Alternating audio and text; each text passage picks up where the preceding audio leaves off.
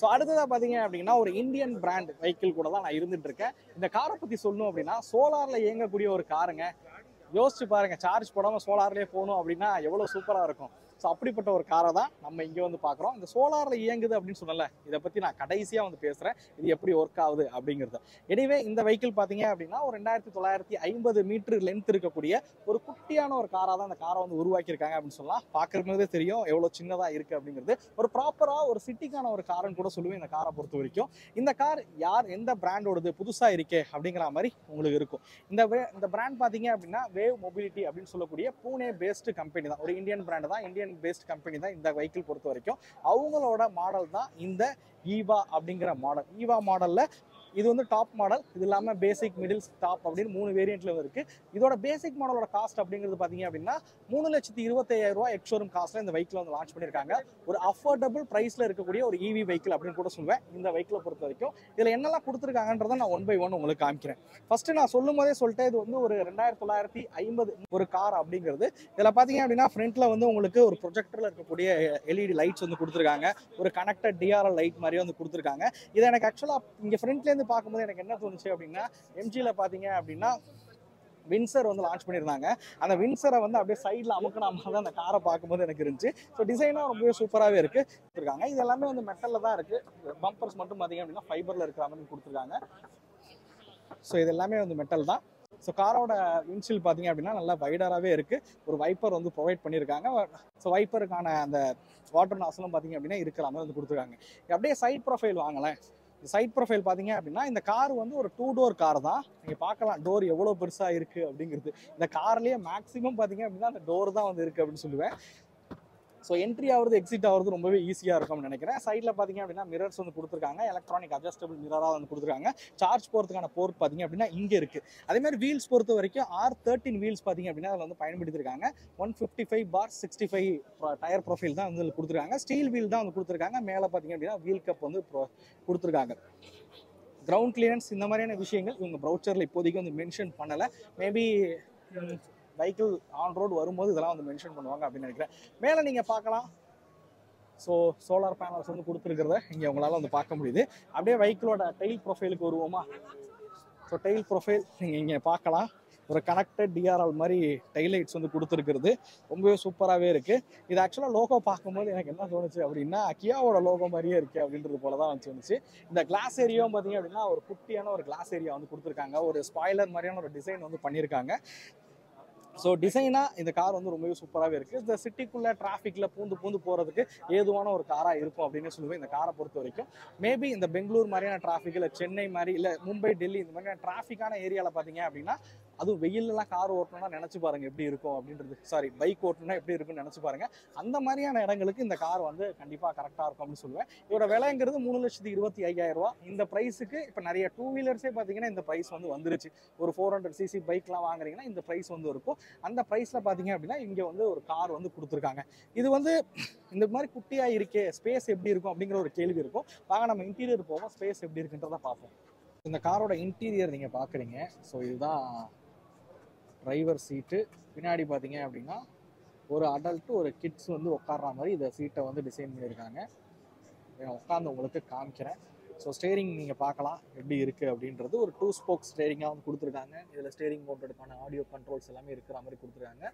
Leather ஃபினிஷில் இருக்கக்கூடிய ஒரு steering தான். பட் இதில் பார்த்தீங்க அப்படின்னா ஒரு மினி ரெஃப்ரிஜிரேட்டரும் பார்த்தீங்க அப்படின்னா இதில் வந்து கொடுத்துருக்காங்க. பட் இதெல்லாம் தேவையா அப்படிங்கிறது தான் என்னோட கேள்வியாக இருந்துட்டு இருக்கு. இதோட இன்ஸ்ட்ருமெண்ட் கிளஸ்டர் விஷயத்துக்கு வருவோம். இதில் பார்த்தீங்கன்னா ஒரு 2 இன்ஸ்ட்ருமெண்ட் கிளஸ்டர் வந்து கொடுத்துருக்காங்க. ஸோ இங்கே வந்து நீங்கள் வெஹிக்கிளோட ஸ்பீடு எல்லாமே வந்து பார்க்க முடியும்.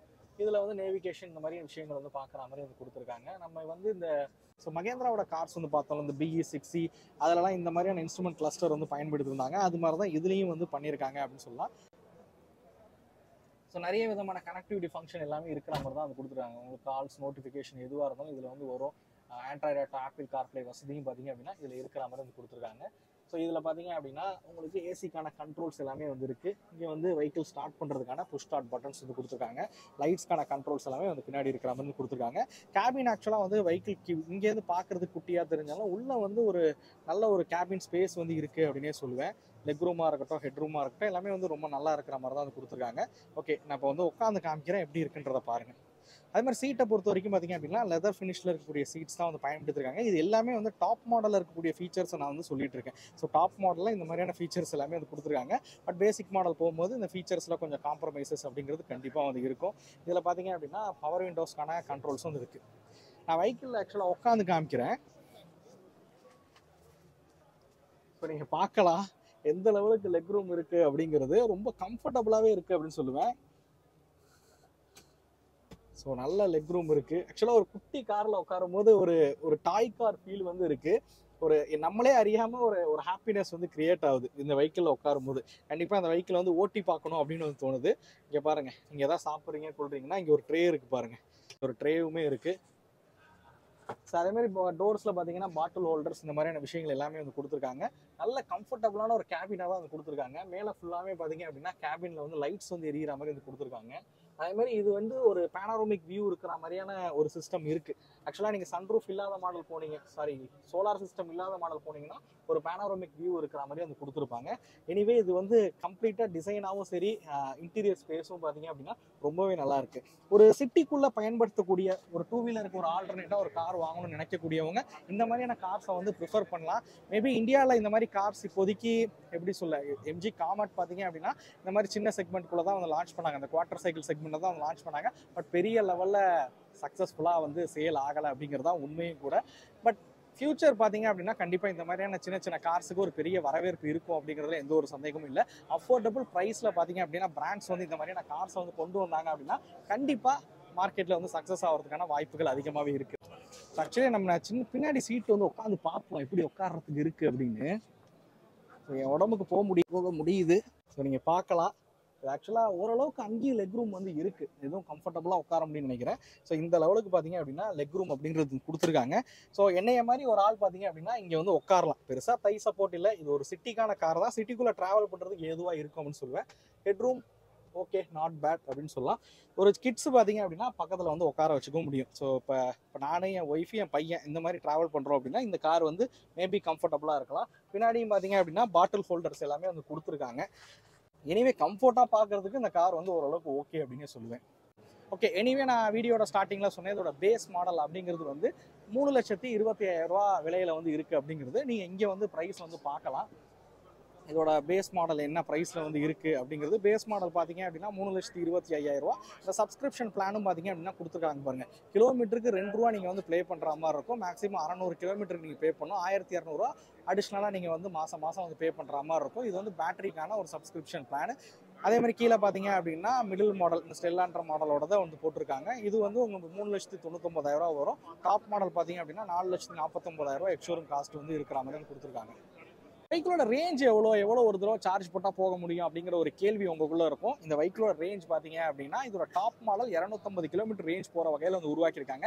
18 கிலோவாட் பேட்டரி பார்த்தீங்க அப்படின்னா இதோட டாப் மாடலில் இருந்திருக்கு. அது ஃபாஸ்ட் சார்ஜிங் சப்போர்ட்டுமே இருக்குது. CCS2 பார்த்தீங்க அப்படின்னா இதில் இருக்கிற மாதிரி வந்து கொடுத்துருக்காங்க. இது எல்லாமே வந்து வீகா அப்படின்னு சொல்லக்கூடிய டாப் மாடலில் இருக்கக்கூடிய ஃபீச்சர்ஸ் தான். நீங்கள் பேசிக்கோ மிடிலோ அதாவது 3,25,000 இருக்கக்கூடிய அந்த மிடில் மாடல் அந்த பேசிக் மாடல்லாம் போறீங்கன்ற பட்சத்தில் இந்த மாதிரியான ஃபீச்சர்ஸ் வந்து இருக்காது. அந்த பேசிக் மாடலோட ரேஞ்ச் அப்படிங்கிறது பார்த்தீங்கன்னா 125 கிலோமீட்டர் 9 கிலோவாட் பேட்டரி பார்த்தீங்க அப்படின்னா அதில் வந்து பயன்படுத்திருக்காங்க. அதோட அதிகபட்ச வேகம் அப்படிங்கிறது இந்த வெஹிக்கிளோட ஸ்பீடு பார்த்தீங்க அப்படின்னா பேசிக் மாடலில் வந்து உங்களுக்கு ஒரு 60 கிலோமீட்டர் ஸ்பீடு வந்து போகிற மாதிரி வந்து பண்ணியிருக்காங்க. இதே டாப் மாடல் போறீங்க அப்படின்ற பட்சத்தில் ஒரு 70 கிலோமீட்டர் ஸ்பீடு வந்து போகிற மாதிரி வந்து பண்ணியிருக்காங்க அப்படின்னு சொல்லலாம். அதே மாதிரி உங்களுக்கு சேஃப்டியை பொறுத்த வரைக்கும் பார்த்தீங்க அப்படின்னா சிங்கிள் ஏர்பேக் டிரைவருக்கு மட்டும் பார்த்தீங்க அப்படின்னா டாப் மாடலில் ஏர்பேக் அப்படின்றது கொடுத்துருக்காங்க. சோலாரில் வந்து இதை இயங்கும்னு சொன்னியே, அப்போ நான் சார்ஜே போட வேணாமா அப்படின்னு நீங்கள் வந்து கேட்கலாம். பட் அப்படி கிடையாது.